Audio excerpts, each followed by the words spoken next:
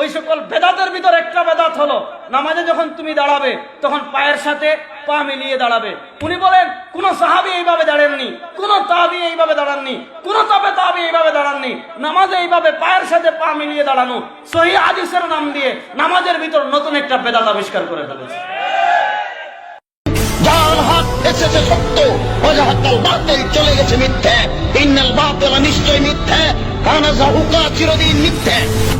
ইমাম সাহেব কিবলামুখী হয়ে দাঁড়ায় আর মুয়াজ্জিন একামত দেয়।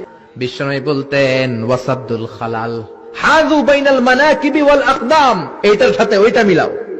এই সাহাবী তার কাঁধের সাথে এই সাহাবীর কাঁধ মেলাতো, এই সাহাবীর কাঁধের সাথে এই সাহাবীর কাঁধ মেলাতো, এই সাহাবীর ডান পায়ের সাথে ওই সাহাবীর বাম পা, এই সাহাবীর বাম পায়ের সাথে ওই সাহাবীর ডান পা। বুনিয়ানুম মারসুস, সীসা ঢালা প্রাচীরের মতো।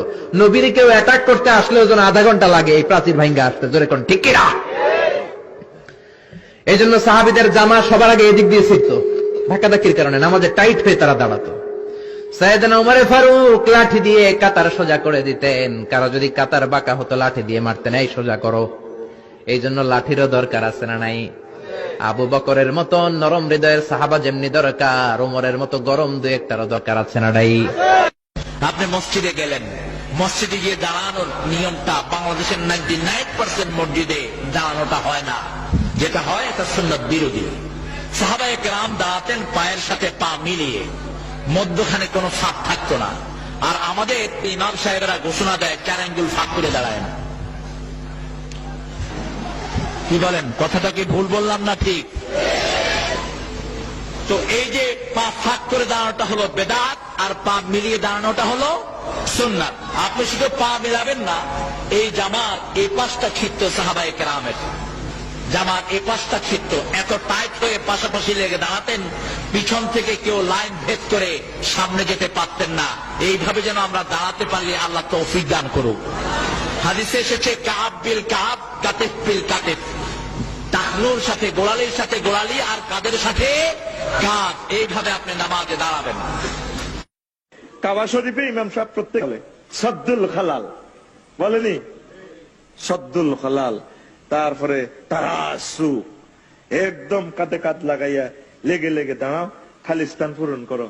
আমরা তো এমন ভাবে দাঁড়াই, ভিআইপি তো করে 90 তোর কাঁধ বন্ধ করে যা হেমুজা, লেগে লেগে দাঁড়াতে হবে, কাঁধে কাঁধ লাগাইয়া, পায়ের সাথে পাও।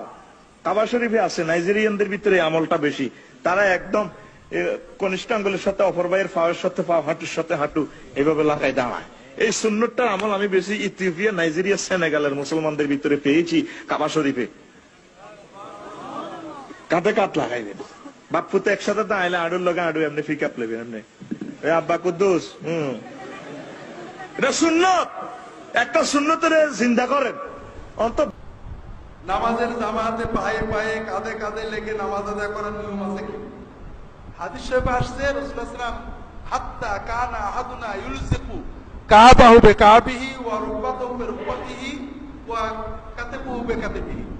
সাহাবীরা যখন নামাজ দাঁড়াতেন নবীজি গণ হয়ে বলতে পারতেন, এমনকি তারা পায়ের গোড়া টাকনু, পায়ের যে হাড়, উঁচু হাড়, টাকনু, টাকনুর সাথে টাকনু, হাঁটুর সাথে হাঁটু এবং কাঁধের সাথে কাঁধ মিলিয়ে দাঁড়াতেন। এর মানে কি? এখন যদি আপনি দাঁড়ান, সাধারণত অনেকের টাকনুর সাথে টাকনু মিলানো যায় না, কারণ টাকনু একটু বক্ত থাকে, গোড়ালে একটু, সেক্ষেত্রে আপনার পাটা এমন করে লাগে। এরপরে যদি আপনি টাকনুর সাথে টাকনু মিলান, হাঁটুর সাথে হাঁটু মিলান, গায়ের সাথে গা মিলানো করবে, গা গায়ের ভিতরে চলে যাবে, বিশেষ করে আমরা যারা মোটা, ছোটরা পারবে। উলামায়ে কেরাম এটা দুই ভাবে ব্যাখ্যা করেছেন। একটা হলো আক্ষরিক, কেউ কেউ চেষ্টা করে একটু পা পাক করে ঠিক পায়ের সাথে পা, হাঁটুর সাথে হাঁটু, কাঁধের সাথে কাঁধ মিলিয়ে দাঁড়ানোর চেষ্টা করে। এটা সাধারণত খুবই কঠিন, একটু মোটা হলে আর পারা যায় না, হাঁটু মেলে দেয়। আর একটা হলো তারা বলেন, এটাই অধিকাংশ লোকই বলেছেন, সৌদি আরবের অনেক আবু জেদ তার একটা বই আছে ব্যাপারে, বলছেন এটা মানে যথাসম্ভব কাছে দাঁড়ানো, যেন মনে হলেও মিলে গেল।